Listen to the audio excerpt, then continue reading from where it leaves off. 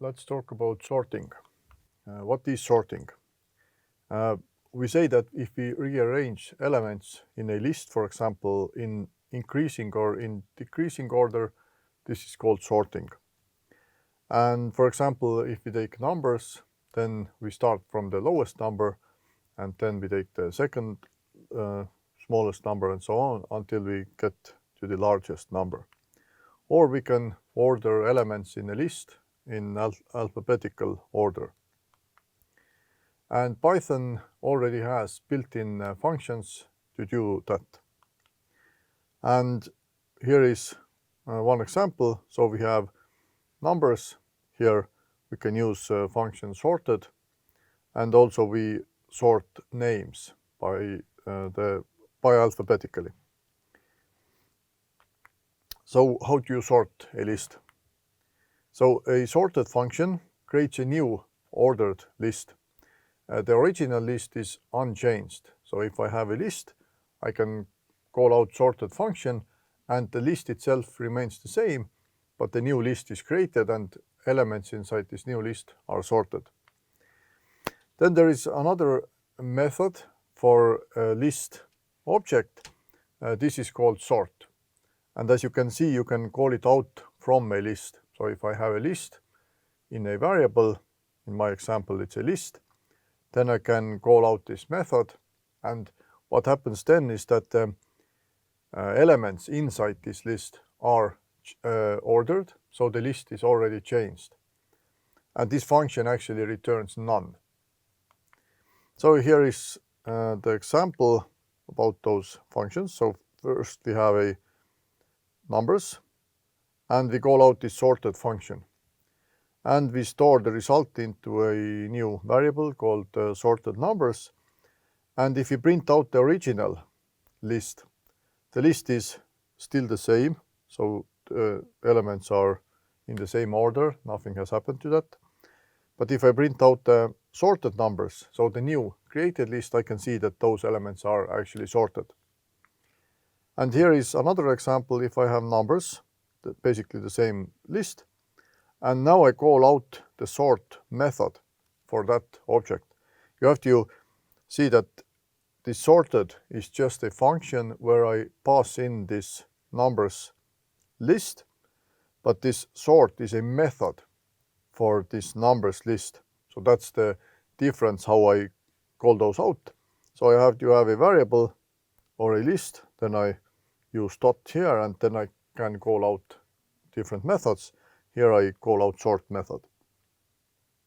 And now if I print out the sort result, so I just store this sort result into a variable, and as you can see, this returns us none.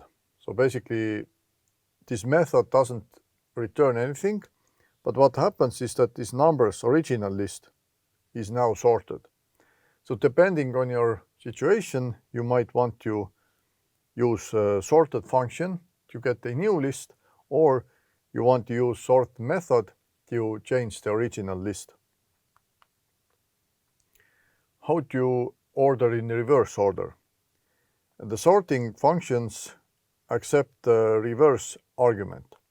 So basically I can just pass in that reverse is true, and then the order of the elements are in reversed order. So basically if I have the list here, I call out this sorted, I get those in increasing order. But if I call out this sorted function and pass in this reverse is true, basically it's a argument for this sorted function.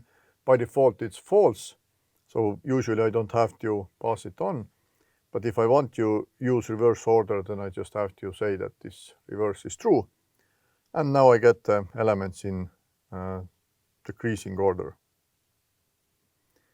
The same reverse argument can be passed into the sort method. So basically it works the same. You have a list, you call out sort method, and you pass in reverse is true. So let's talk about comparison function. Both those previous or all those previous examples ordered elements based on their data types. So if we add numbers, Python knew how to compare numbers. So if I have a smaller number, then it comes before the larger number and so on. And the same goes for the alphabetical or text elements. So if I have text or strings in my list, it compares them alphabetically.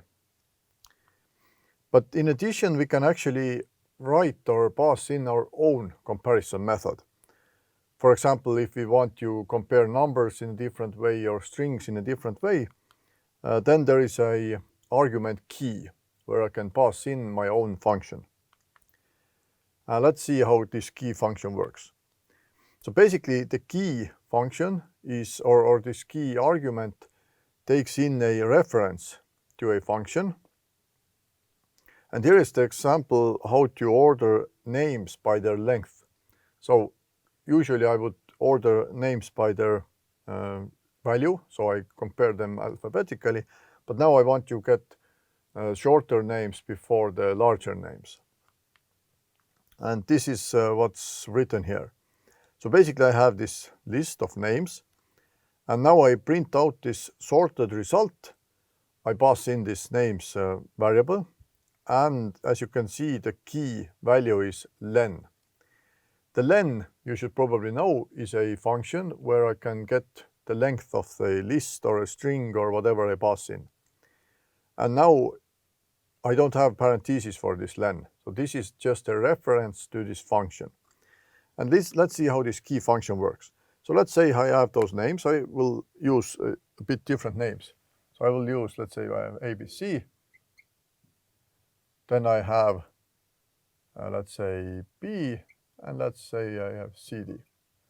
And I want to order them so that the shorter names will be first. So I probably want to have this one first, then this one, and then this one.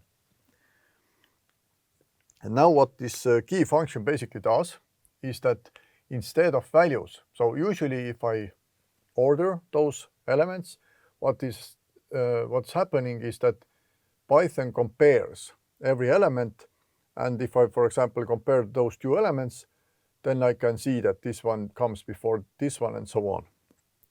But now with this key function, I can have something like that. Let's say I have this key function here. And after applying this key function for every element, I actually get different values. So this is the length of a string. So this has three elements or three symbols in, so the length is 3, 1, and 2.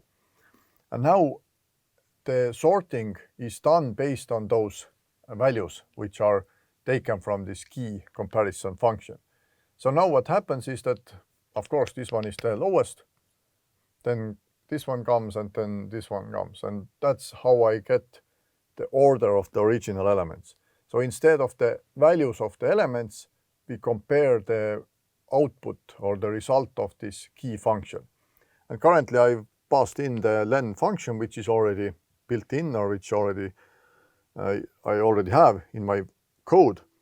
But I can also use anonymous or lambda function. And basically the same example here is written, but instead of passing in this name or the reference to this function, I write my own function.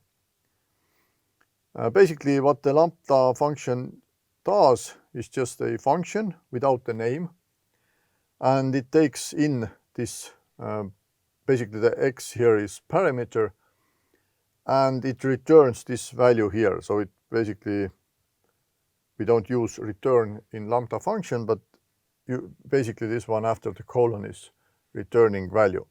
And it returns the length of this x. So basically they are the same, and if you already have this function len, then there is no point to write lambda. But I could have a lambda, for example, to count how many b's are in a string. So for example, those b and p, the ABC and p would be, I don't know, better than this CD because there is no b inside that. So for that I can write my own functions. So yeah, the element values are compared when sorting. So usually if we don't have this key function, we compare the values of the elements. And the lower values come earlier than the higher values. So if we don't use this reverse, if we use reverse, then it's vice versa. But yeah, usually we just take them alphabetically as written here. But if we have this key function, then the result of this function is used instead of comparing those elements. And now if basically the outcomes are sorted, then the corresponding elements are in the same order. So yeah, and what we do, we apply this function to every element, and then we compare those. And let's have one example how to sort with using this lambda or key function. So let's say I have names, and let's have the names with two names. So I have first name and last name, and then I have John Smith, and then I have Mary Beth, something like that. And what I want to do, I want to order them so that the last name is taken into account. So currently, if I just use sorted, so I print out sorted, not sorted, but sorted names, I can see that the order is actually the same as in this list. So because my name is starts with A, then John starts with J, and then Mary starts with M, and this is the alphabetical order. But instead, I would like to get the Beth first, then my name, and then Smith. And how to do that? Then I still use sorted. I have to pass in the list, what I want to sort, and now I pass in this key function. And this key function, basically I could, let's first try out so that I write my own function here. So let's say I write it here. Def compare last names. And now last name, let's say, or let's say take last name. And here I pass in a name, and it returns also a string. So basically, if I pass in a name with two elements, first name and last name, it returns the second name or the last name. So here I can return. I always expect the elements to have two names, so I don't deal with error handling here. So I take names, or take name, then I split it. Split by space by default, so I have first name and last name, and I take the second element. The first one is with index 0, and the second one is with index 1. And now if I use this same function here, I can write here just take last name, and no parentheses here, so this is just a reference to this function. And now if I run it, I can see that Mary Beth comes first, then Ago Luberg, and then John Smith. But that's not often, or it's often annoying to write those functions, small functions. For example, this take last name. I usually write it so that I use sorted names, and I write key, and I write this lambda here. So let's say lambda n is the parameter. So basically this is the same as this name here. Let's write it longer, name, and it returns basically exactly the same name, split, and take the first element. Let's make it smaller a bit. Okay, so those two are actually the same, just here I had to write my own function. I had to give a name and so on, but here I don't have to give a name for this function. I just do some simple calculation. So basically for every name here, we apply this function. So that's where I take this last name, and then I compare the last name, or actually the last names are used to order the elements, and then the original elements are actually the ones which are put into order. So now if I run it, I see that those two last lines are the same, because the idea behind them is exactly the same. So let's see how minimum and maximum elements are found. So Python has built-in functions for finding the minimum and maximum elements from a list.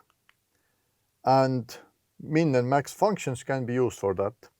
And actually the key function is also possible to use in comparison for those also. So for example, if let's say I have numbers, I want to find the maximum number, then I usually just use this maximum number. But let's say I have names. If I just use, for example, max function and pass in the list of names, it takes the last name if I would sort them in alphabetical order. But if I, for example, want to get the longest name, then I can use max function and pass in the key function where the comparison function is actually length or len, as I had in one of my slides before. So basically I can use this key function also in min and max. If you think about it, this min and max and sorted are actually pretty similar, or they are connected in a way that if I sort elements, basically I get the min value as the first one and the max value as the last one. So what happens in sorted function, we compare elements to order them, but in min and max we also have to compare them. To find the maximum element, I have to know that this element is larger than every other element. Or vice versa. If I use min function, I want to make sure that this is the value which is the lowest. Actually, you can use also this reverse inside min and max, but this is already can be pretty tricky. So if you use min and use reverse there, then you actually are looking for a max and so on. So here is one example. I have these names. So yeah, first I just find the maximum value out of those numbers, and here I use minimum value, but I use not names themselves, but I use this key function len. So again, I'm finding the shortest name from the list. And the min and max can actually be used with only specific values, so without using lists. So we can pass in multiple arguments or multiple values, and then just the maximum, for example, is taken out of those numbers. So if we don't have a list, we just have, let's say, 4 numbers, then we can just pass in those 4 numbers. As a conclusion, we can say that Python has built-in functions to order elements in a list. One is sorted. This is a function which allows us to order elements in a list, and it returns a new list. The original list is unchanged, or the order remains, and the new list has the new order. Then we also have a method sort, which we can apply to a list, and then the elements are ordered already in this list. So the list is already changed. So for example, if you really need the original order for some reason, and then you need the new order, then this sorted function is recommended. But if you don't care what the original order was, then this sort method is okay to use. To use our own custom functionality for ordering, we can use key function or key argument. And as I had an example here, we had names, but instead of ordering them alphabetically, we wanted to order them based on their lengths. And what I can do, I can provide my own key function. What happens is that every element, or this key function, is applied to every element. And now instead of those original values, we compare those new values. And the original elements are ordered by this result of those key functions, or result of those when we applied this key function to every element. And yes, this is what happened here. So basically we take this element, we apply this key function, take this element, we apply key function, and so on. Now I compare, or Python compares those values here, orders the list, and now I get the list of the elements in the order I wanted to have.